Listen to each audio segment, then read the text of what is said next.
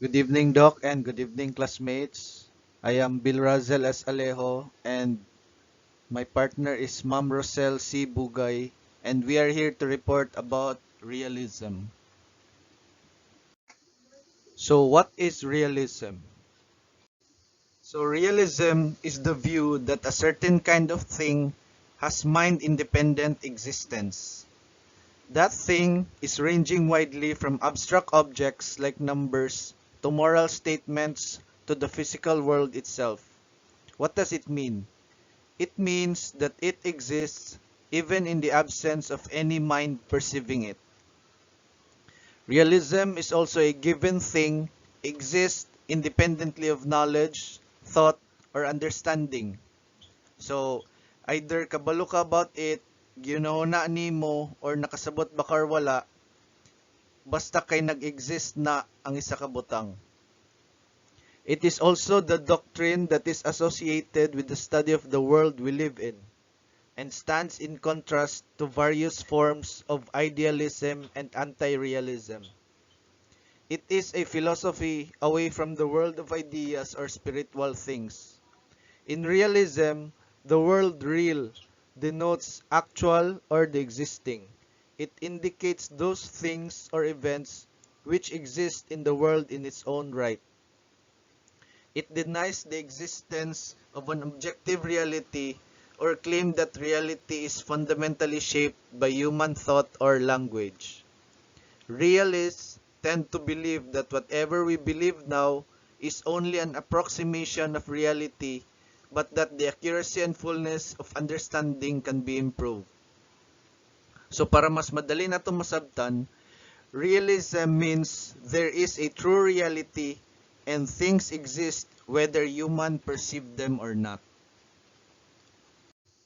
Before we move forward, let us first acknowledge some of the protagonists of realism or the famous persons associated with realism.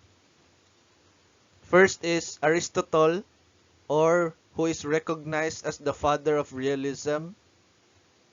And there's also John Locke, Francis Bacon, and there's also Bertrand Russell. Now let us go on with the different types of realism. The first one I'm going to discuss is Platonic realism. Is a philosophical position developed by the ancient Greek philosopher Plato. It is a theory of universals, which are abstract entities that are often thought of as forms or concepts that exist independently of the physical world. Plato believed that universals such as justice, beauty, goodness, and geometric shapes exist in a separate realm of reality. These universals are perfect and unchanging, unlike the imperfect and ever-changing physical objects we encounter in the material world. Platonic realism is also a world of forms. Plato introduced the concept of the world of forms or realm of forms. This is a non-material, eternal, and unchanging realm where these perfect and transcendent forms or universals exist. The physical world, according to Plato, is merely a flawed and imperfect reflection or imitation of the world of forms. But it is important to note that not all philosophers accept Platonic realism. There have been numerous criticisms and alternative theories which reject the independent existence of universals in a separate realm. However, Platonic realism remains a significant and influential philosophical position.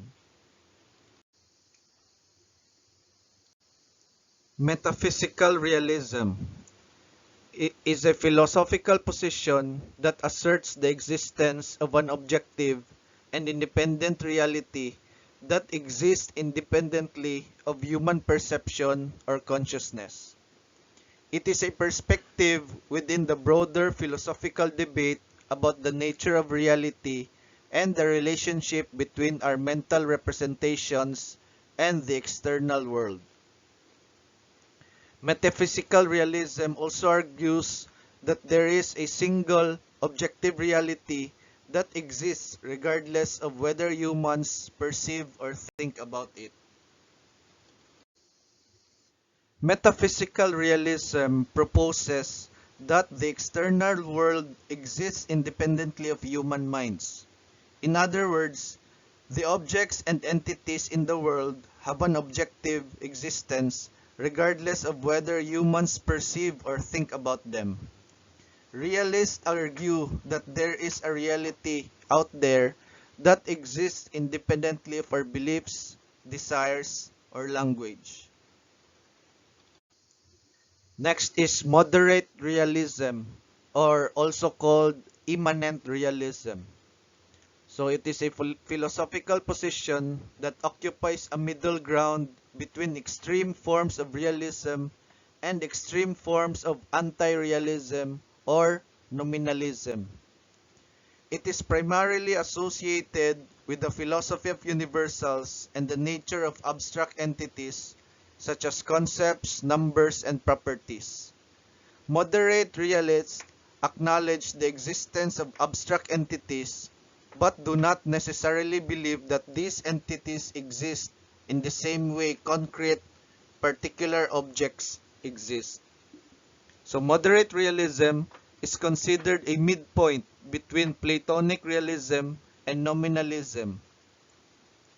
Kay di ba ang Platonic realism kay nagtuo man nga na universals na ay separate nga realm, walang nominalism kay i-deny man niya ang existence of universals. So ang moderate realism kay na siya tunga-tunga kay nagtuo man siya ang universals located in space and time pero wala sila sa different realm. So additional views on moderate realism.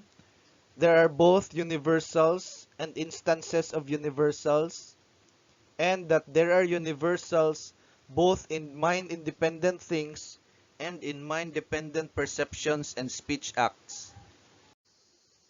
Next is naive realism, or also known as direct realism.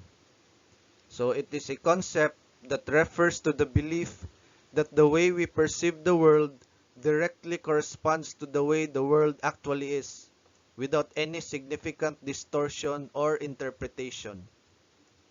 According to the naive realist, the objects of perception are not representations of external objects, but are in fact those external objects themselves. The naive realist holds that these objects continue to obey the laws of physics and retain all of their properties regardless of whether or not there is anyone to observe them. Naive realism is the tendency to believe our perception of the world reflects it exactly as it is, unbiased and unfiltered.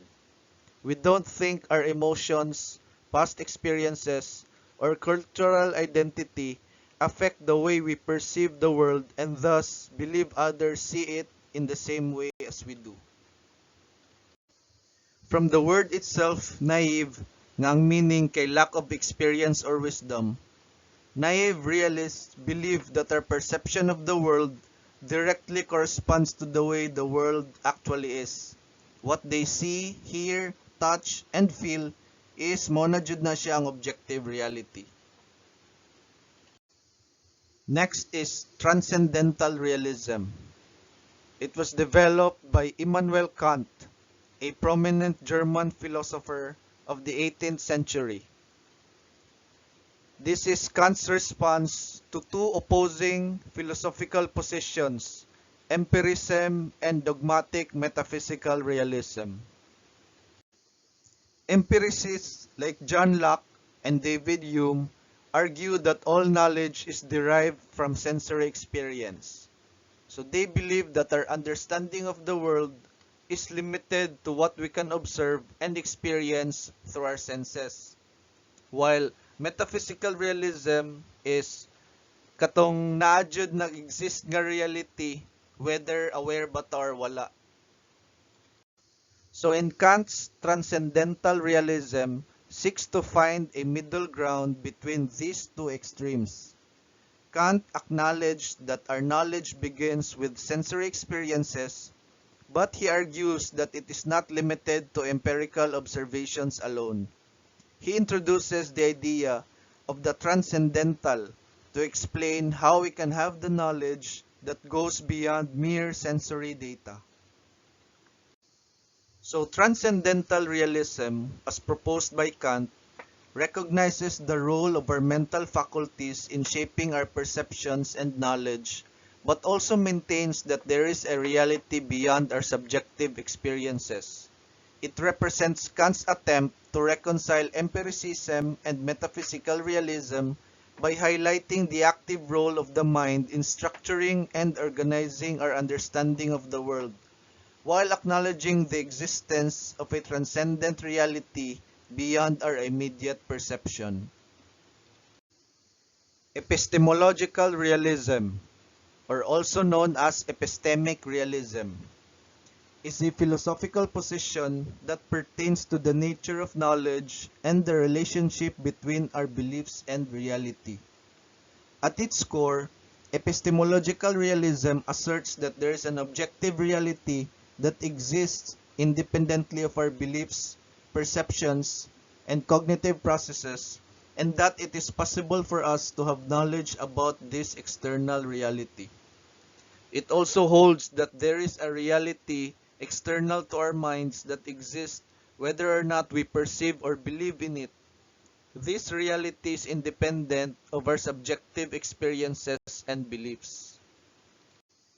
It also asserts that it is possible for human beings to acquire genuine knowledge about this external reality.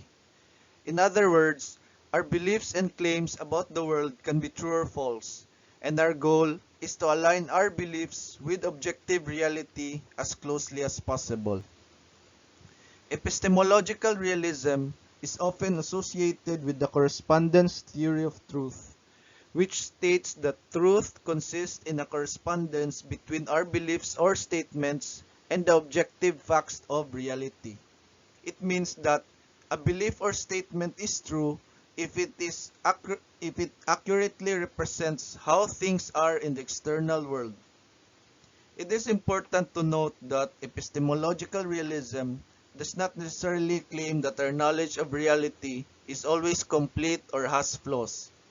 It acknowledges that human knowledge is flawed, subject to revision, and influenced by various factors, including our sensory limitations and cognitive biases. However, it maintains that there is a distinct, objective reality that exists beyond our individual and collective perceptions, and that our goal is to strive for a more accurate understanding of this reality through investigation and inquiry. Here ends my report. Thank you for listening, and let us do the same to the next reporter, Miss Roselle.